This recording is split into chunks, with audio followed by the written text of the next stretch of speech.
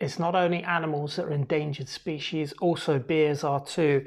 And this is Wicklow Wolf's endangered species number 10. Let's check it out.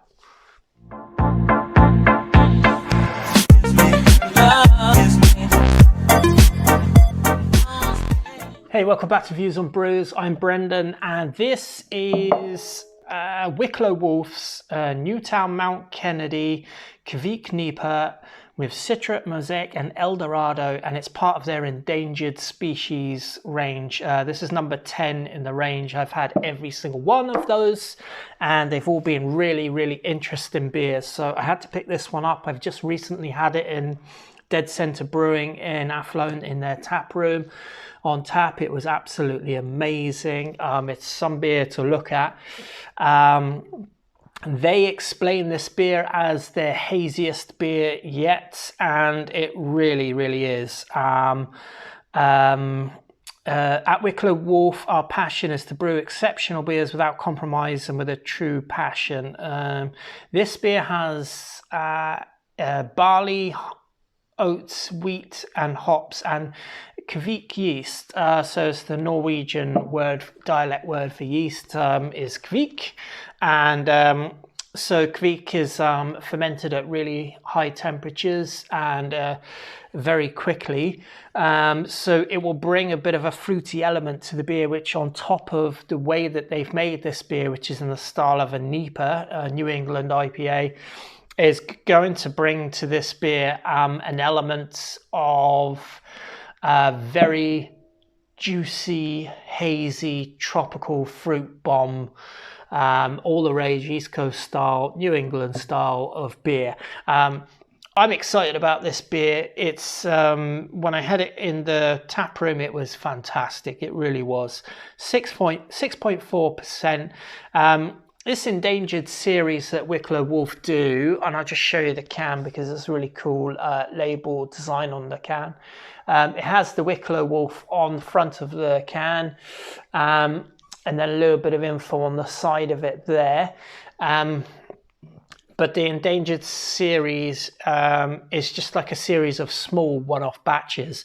And this one was brewed to mark the first year anniversary for Wicklow Wolf in Newtown Mount Kennedy, which is their new purpose-built brew house, which is huge.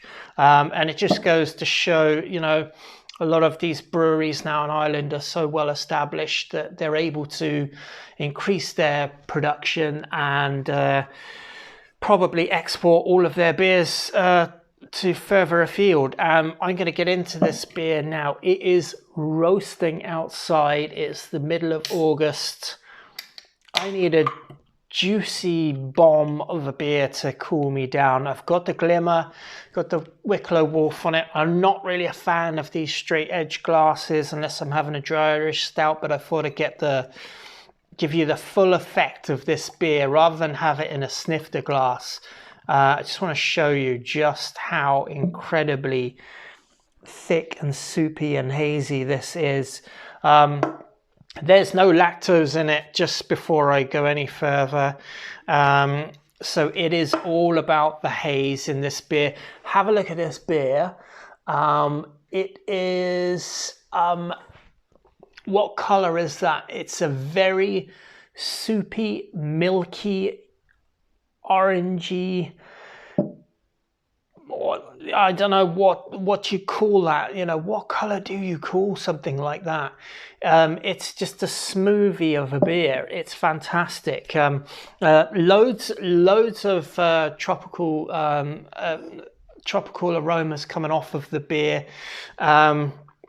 It's from a 440ml. Let's have a look and see what this beer is like. Okay, the aromas are just incredible. There's a sweetness coming from the aromas. You know, when you get when you get fermented fruit in a beer, you get the acidity. You don't get the sweetness. But when you're getting the fruit from the hop forward hopping schedule of a beer like a NEIPA, you get a sweetness with it as well. and it can sometimes come across as like, is there lactose in this beer? Is there milk powder in it? Because it's carried the sweetener through to the whole to after the fermentation and into the packaging as well. Very nice beer. It's fermented with Kviek. I don't know what the finishing gravity of the beer is, but there's a very, very nice sweet tropical, kind of like a stone fruit aroma off the beer. Very nice. What else? Oh, I get something like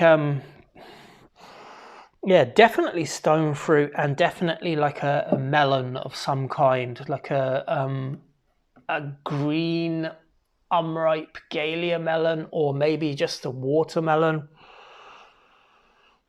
Very nice, very pleasant aroma off of this beer. I'm going with stone fruit and melon. That's what I get out of the beer. Fantastic, nice little head on it.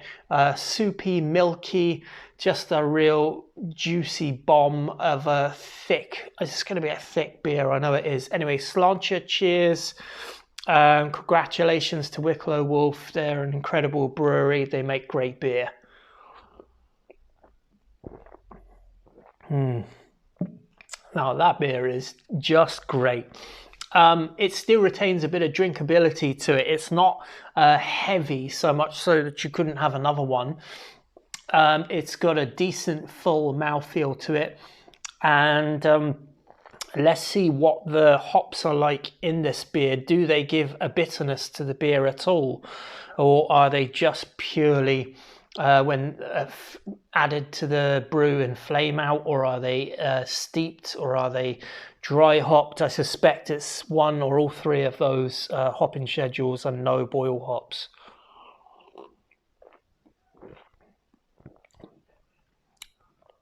There appears to be very little bitterness to this beer at all.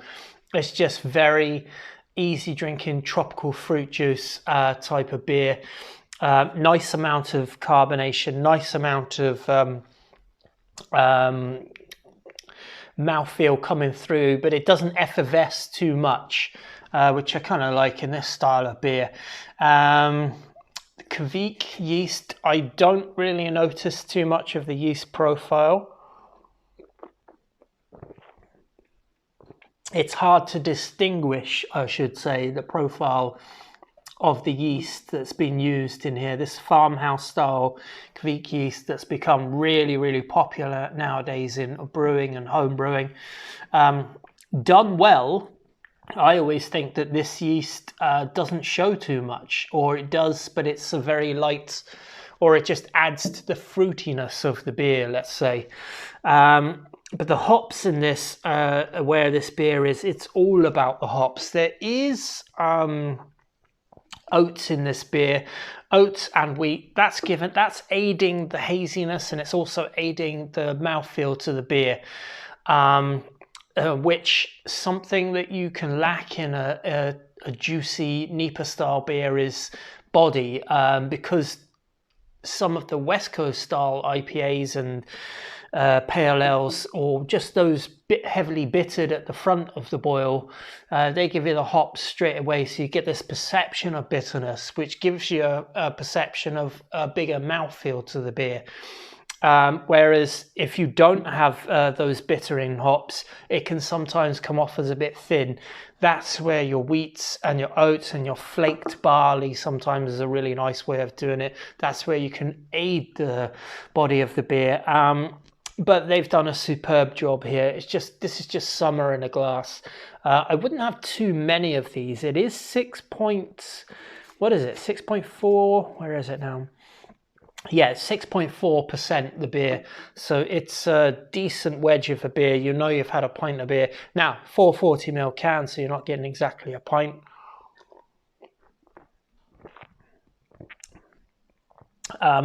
All those tropical notes to it.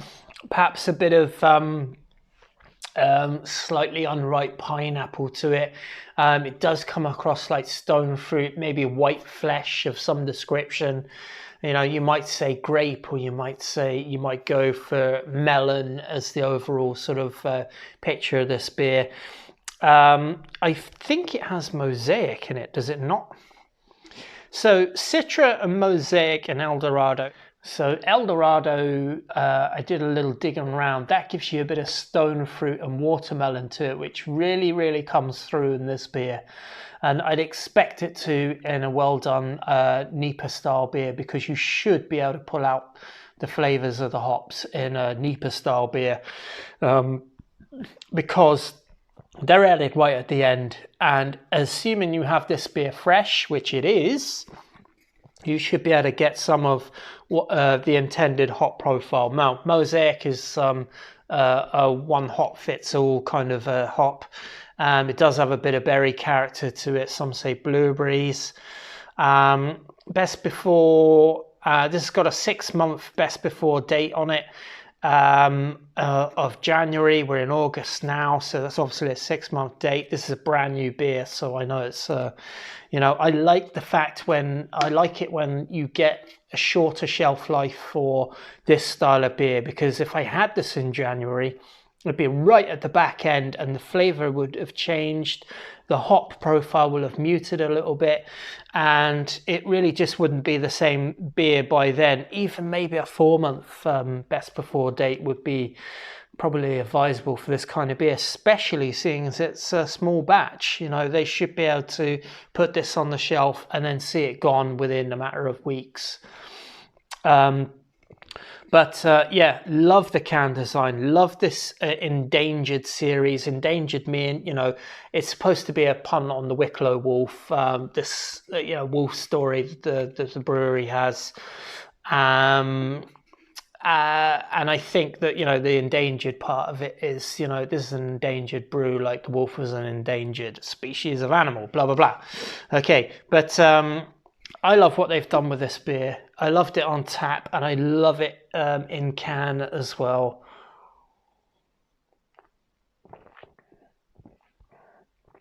That's just so beautiful to drink, so smooth. Really silky smooth beer to pass down the throat. When it goes down, it just slides down. It's such a beautiful beer. There's not, because it's big at 6.4%, it feels like there's a decent amount of weight to this beer, a good amount of sweetness, and but not cloying in any way, that melds really nicely with the hops, and doesn't have that lingering hop burn, and it doesn't have that lingering bitterness to it. So it is just a very, very well made beer. They've obviously bang on with the hops in this. There's no burn at the back of the throat. No matter how many sips, it's not building at all. It's just fantastic. Wicklow Wolf are getting their beers tip top all the way. I'm enjoying that beer. I'm delighted there's no lactose in this beer. If there was lactose in this beer, we'd come across too thick, too sweet. It would ruin the beer. Let the yeast melt, the esters of this specific type of Norwegian farmhouse yeast, let those do the talking alongside the late edition hops whenever they hopped it. That's my view on this beer. It's an absolute belter. If you're out and about and you see Newtown Mount Kennedy, their 1st year anniversary of Wicklow Wolf's new brewing site, brewed with Citra, Mosaic, Eldorado, fantastic beer. Pick up 2 or 3, don't pick up 1, you'll be sorry you did. Cheers, sláinte, and it's on to the next one.